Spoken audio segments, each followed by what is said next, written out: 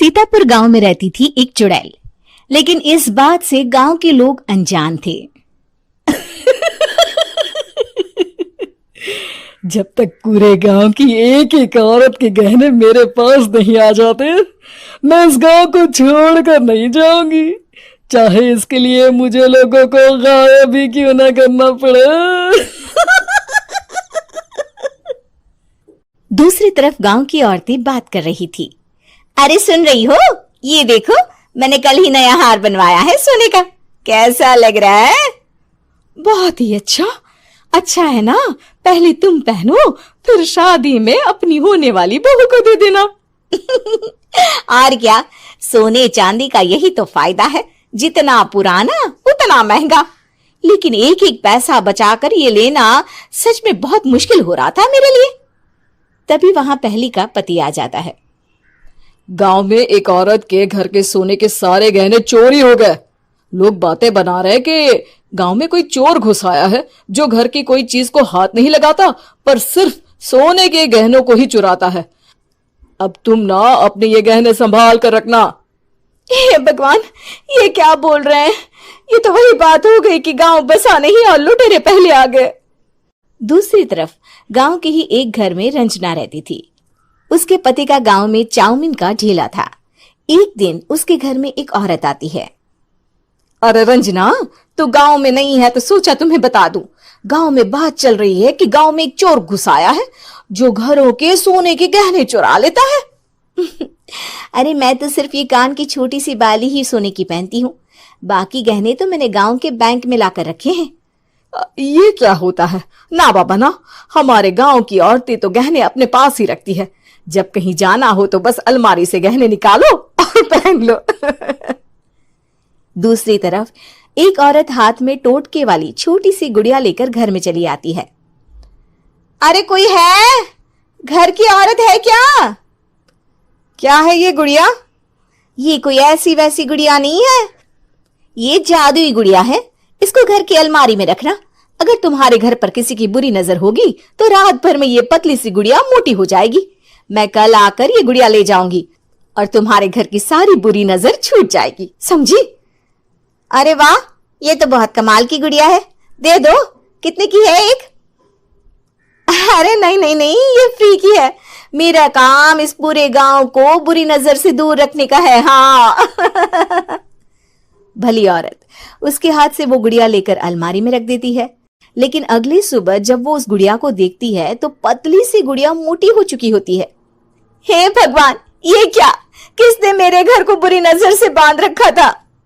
तभी वो गुड़िया वाली भी आ जाती है। मैंने कहा था ना, घर पर बहुत ज्यादा बुरी नजर है। लाओ, ये गुड़िया मुझे दे दो। औरत वो गुड़िया उठाकर उसे दे देती है। गुड़िया हाथ में आते ही वो औरत उसे लेकर सीधे गांव के बाहर की खाली हवेली में चली जाती है और साधारण औरत से चुड़ैल बन जाती है। अरे पगली, गांव वाली इस गुड़िया के पेट में तेरे घर के सारे गहने हैं। इतना बोलकर वो गुड़िया को फाड़ देती है और सारे गहने निकाल लेती है। वहीं दूसरी तरफ, हे भगवान, मेरे घर के सारे गहने चोरी हो गए। उस औरत के घर के आसपास लोगों का जमावड़ा हो जाता है और लोग बातें करने लगते हैं। लो जी, ये भी घर गया। पता नहीं कौन चोर है जो इतनी होशियारी से गहने चुरा लेता है। कुछ समझ में नहीं आ रहा कि कौन है।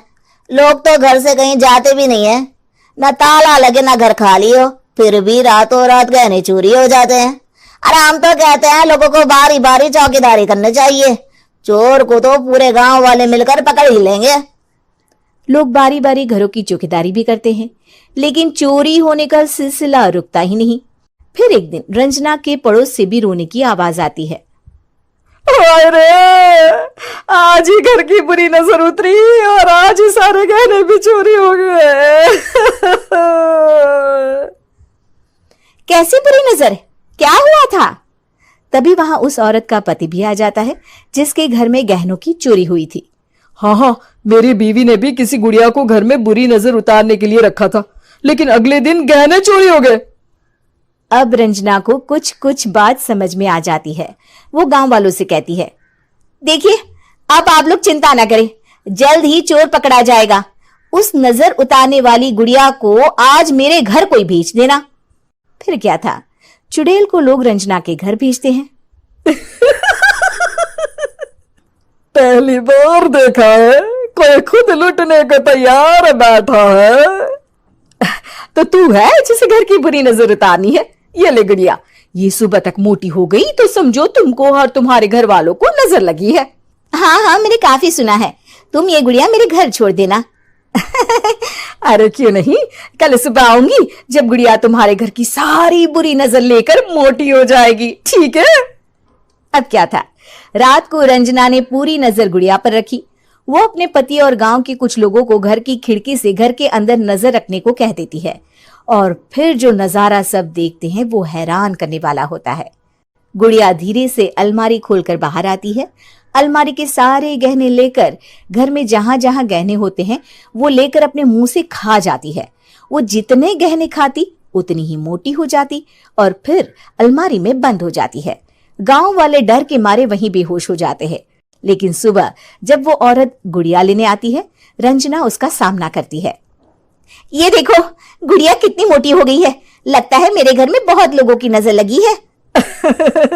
लाला, ये गुड़िया मुझे दे दे। अरे बहुत कीमती गुड़िया है ये।